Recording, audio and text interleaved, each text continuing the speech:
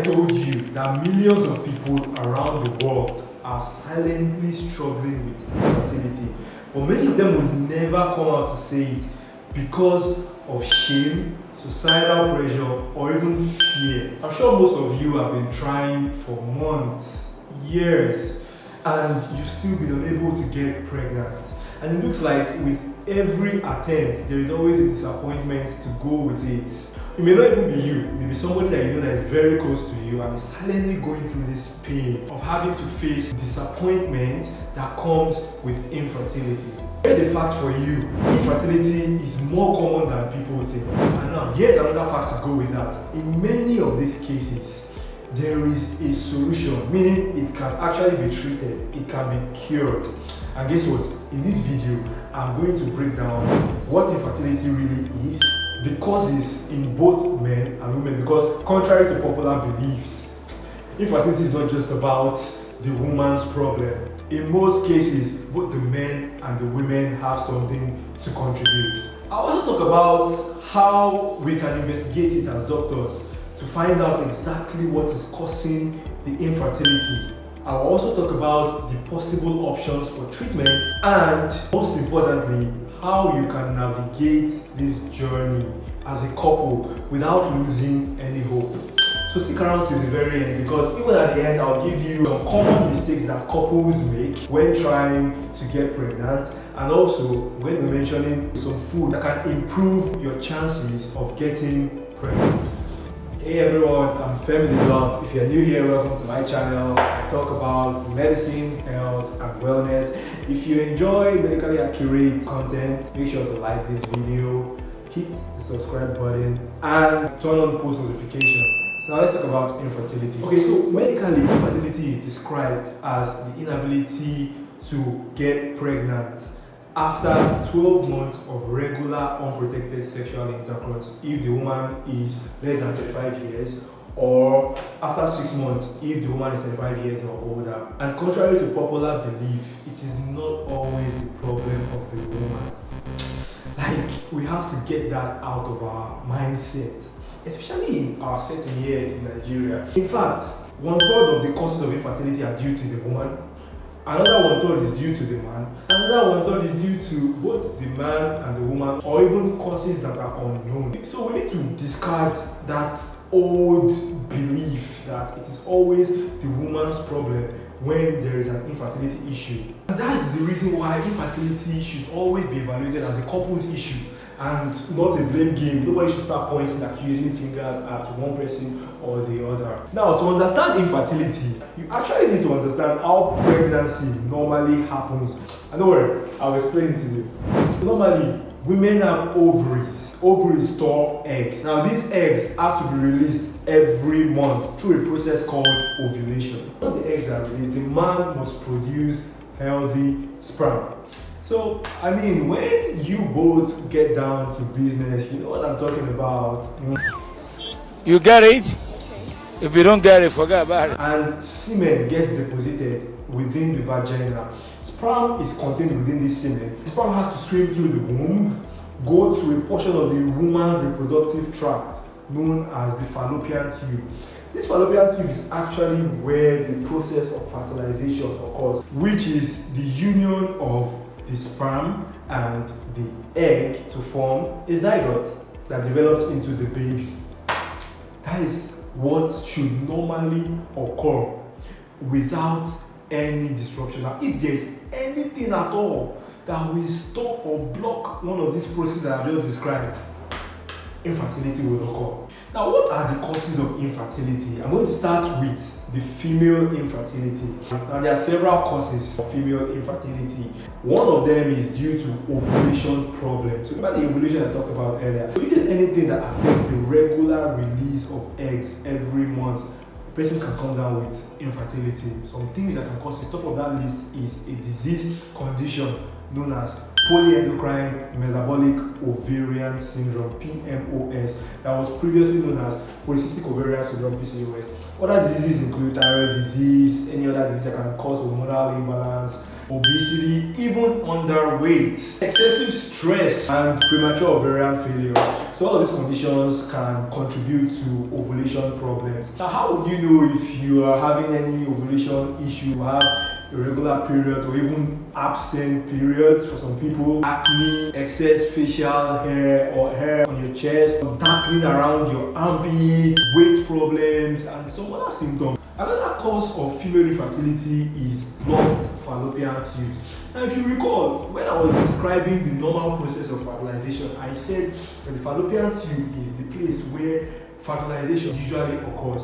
Now, if there is something, just think about it, it's like a tube. If there is something that will block the sperm from meeting the egg, how do you think they're going to get pregnant? That means it's impossible for them to get pregnant. And there are different things that can actually cause this blockage, including one very important infection known as pelvic inflammatory disease. And there's some other causes, previous ectopic pregnancy. Ectopic pregnancy meaning that a person gets pregnant, that's the sperm and the egg meet in the fallopian tube. But instead of the fertilized egg to go back into the womb and be deposited there and grow there, it will now want to start growing within that tube, which is not where it should be. Sexually transmitted infection, previous history of surgeries within the abdomen or pelvis, endometriosis. So endometriosis can also cause infertility. Endometriosis is a condition whereby the inner lining of the womb gets deposited outside. It can cause infertility, severe menstrual pain, and also very painful sexual intercourse. Okay? Another cause of female infertility would be uterine problems. So any problem within the womb, including fibroids, that's like a growth within the womb, it can cause infertility, especially when it's very big. Also, polyps. Another thing that can cause infertility is structural abnormality of the womb. Now, this means that the uterus was abnormally developed and then it has a kind of abnormal structure different from the normal way it should be. So, I mean, your guess is probably as good as mine. If it is an abnormal structure, there will be difficulty for a fertilized egg to even grow within that abnormal uterus. And then also, if there is any scar tissue from previous uterine surgeries, it can also contribute to infertility. So finally, the last cause of female infertility will be increasing age. Now, the truth is, studies have shown that a woman's fertility actually declines with age, especially when they start getting above 35 years. However, this does not mean that people above 35 years cannot get pregnant, don't get me wrong. And the reason for this is because the quality and also the quantity of the eggs that they release every month starts to decline at that age. So now that we're done with the female causes of infertility, now let's dwell on the male causes of infertility, because this is something that is also very important and it's probably one of the rarely talked about causes of infertility. So causes of male infertility include low sperm count, where the number of sperm cells is abnormally lower than required. Poor sperm motility, meaning that the sperm is unable to swim as effectively as it should. Abnormal sperm shape, which will make it very difficult for the sperm to even fertilize the egg. Low testosterone or other hormones that are required for sperm production. Sexually transmitted infections can also cause male infertility. The condition known as varicocele can also contribute. And we also need to talk about lifestyle factors. Smoking, alcohol intake, wearing tight-fitted pants, which will increase the temperature around the testis area and impair sperm production.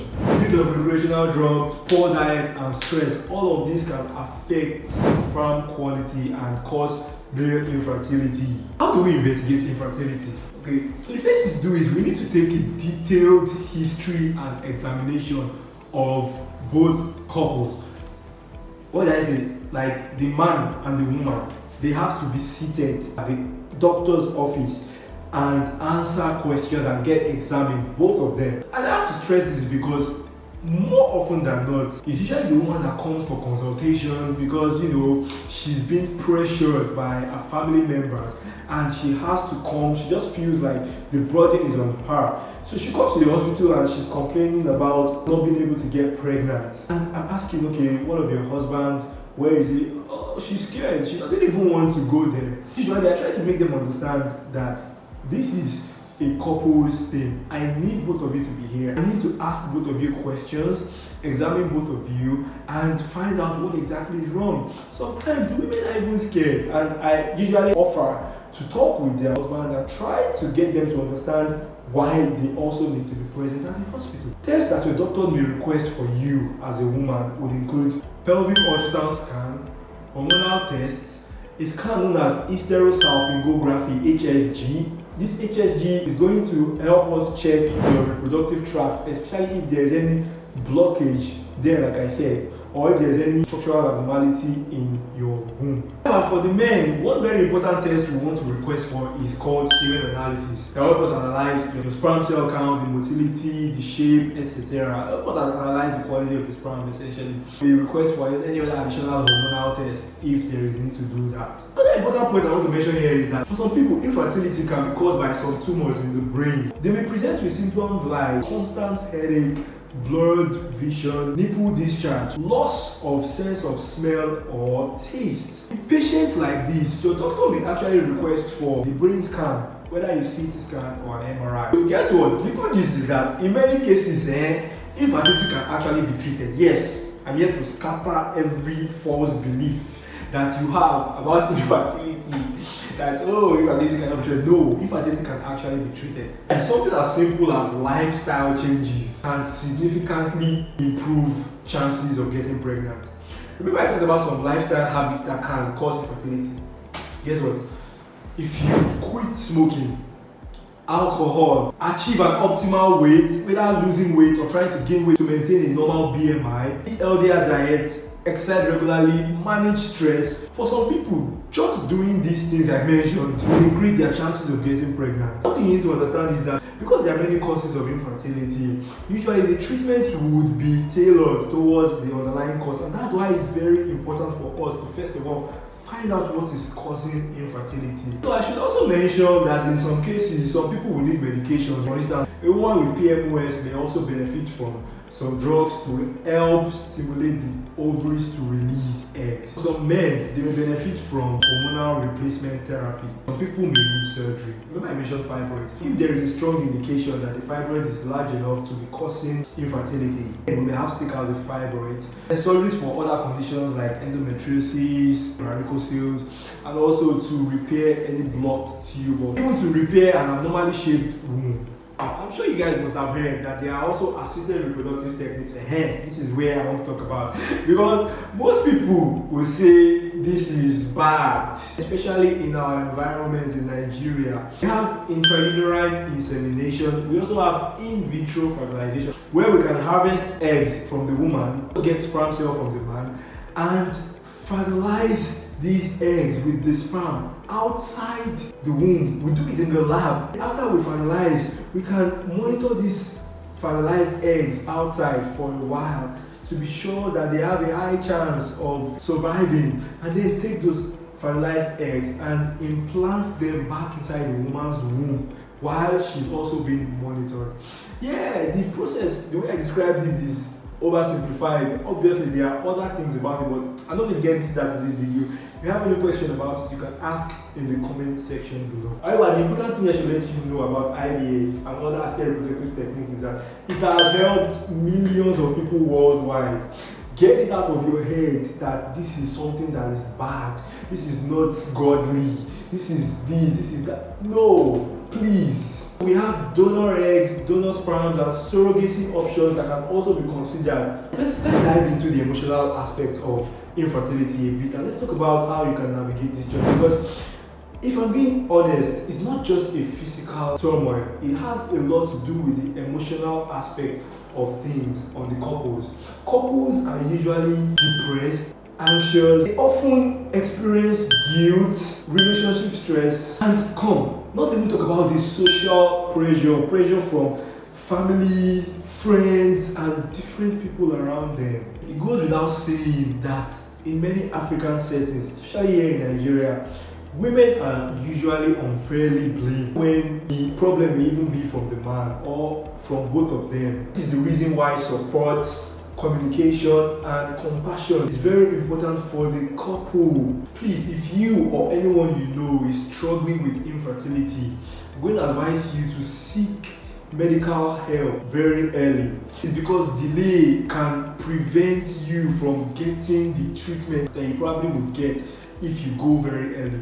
Avoid self-medication. Avoid taking herbs. Don't go and drink herbs that would hurt your organs. Please and please remember that infertility is a medical condition. It does not translate into personal failure. Alright, so if you made it this far into the video, I'm going to be talking about some common mistakes that couples make when trying to conceive. Number one, waiting too long. I cannot overemphasize this. Do not wait too long, especially if the woman is under 35 and you've been trying for over a year, or if you're 35 years and above and you've been trying for at least 6 months. Blaming only the woman, stop it, please. Stop blaming the woman alone. At least now I can say that watching this video has educated you enough.